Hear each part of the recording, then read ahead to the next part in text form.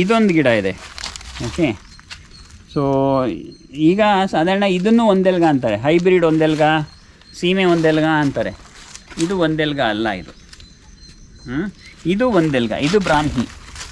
Okay, ಒಂದೆಲ್ಗ ಸೆಂಟೆಲ್ಲಾ ಏಷಿಯಾಟಿಕಾ ಇದು ಆಯ್ತಲ್ಲ, ಸೆಂಟೆಲ್ನೇ ಏಷಿಯಾಟಿಕಾ. But actual ಬ್ರಾಹ್ಮಿ ಇನ್ನೂ ಒಂದಿದೆ, ಜಲಬ್ರಾಹ್ಮಿ ಅಂತ ಇದೆ, ಬೊಕೋಪ ಮುನ್ನಾರಿ ಅಂತ. ಅದು ಸಣ್ಣ ಸಣ್ಣ ಈ ಗೋಣಿ ಸೊಪ್ಪು ಥರ ಇರುತ್ತೆ, ಸಣ್ಣ ಸಣ್ಣ ಎಲೆ. ಅದು ನೀರಿನ ಇದರಲ್ಲಿ ಬೆಳೆಯುತ್ತೆ, ಅಲ್ಲಿ ಹೊಂಡದ ಹತ್ರ ಇದೆ, ಇಲ್ಲಿಲ್ಲ ಅದು. ಸೊ ಅದು ಇದು ಬ್ರಾಹ್ಮಿ, ನಮ್ಮ ದೇಶದ ಬ್ರಾಹ್ಮಿ. ಬ್ರಾಹ್ಮಿ ಘೃತ ಅಲ್ಲಿ ಇಲ್ಲಿ ಅದರಲ್ಲೆಲ್ಲ ಮಾಡೋದು ಇವು ಉಪಯೋಗಿಸೋದು. ಇದು ಹೈಬ್ರಿಡ್ ಒಂದೆಲ್ಗ ಅಂತಾರೆ. ಇದು ಹೈಬ್ರಿಡ್ ಒಂದೆಲ್ಗ ಅಲ್ಲ, ಇದು ದಕ್ಷಿಣ ಅಮೇರಿಕಾದ, ಸೌತ್ ಅಮೇರಿಕಾದು ಒಂದು ನೀರಿನ ಸಸ್ಯ, ಜಲಸಸ್ಯ. ಇದರ ಹೆಸರು ಹೈಡ್ರೋಕೊಟೈಲ್ ಅಂತ. ಓಕೆ, ಹೈಡ್ರೋಕೊಟೈಲ್ ಅಂತ. ಇದನ್ನು ಅಡುಗೆನಲ್ಲಿ ಉಪಯೋಗಿಸ್ಬೋದು, ತೊಂದರೆ ಏನಿಲ್ಲ.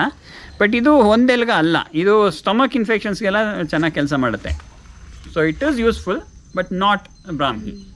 ನೆನಪಿರಲಿ ಅದು. ಯಾರನ್ನ ಅಕಸ್ಮಾತ್ ಇದನ್ನು ಒಂದೆಲ್ಗ ಅಂತ ನಿಮಗೆ ಕೊಟ್ಟರು ಅಥವಾ ಮಾರಕ್ಕೆ ಬಂದರೂ ನೆನಪಿರಲಿ, ಇದು ಒಂದೆಲ್ಗ ಅಲ್ಲ, ಹೈಡ್ರೋಕೊಟೈಲ್ ಅಂತ. ಇದು ಸೆಂಟೆಲ್ಲಾ ಏಷಿಯಾಟಿಕಾ, ಅದು ಇನ್ನೊಂದು ಬೊಕೋಪ ಮುನ್ನರಿ, ಇದು ಹೈಡ್ರೋಕೊಟೈಲ್.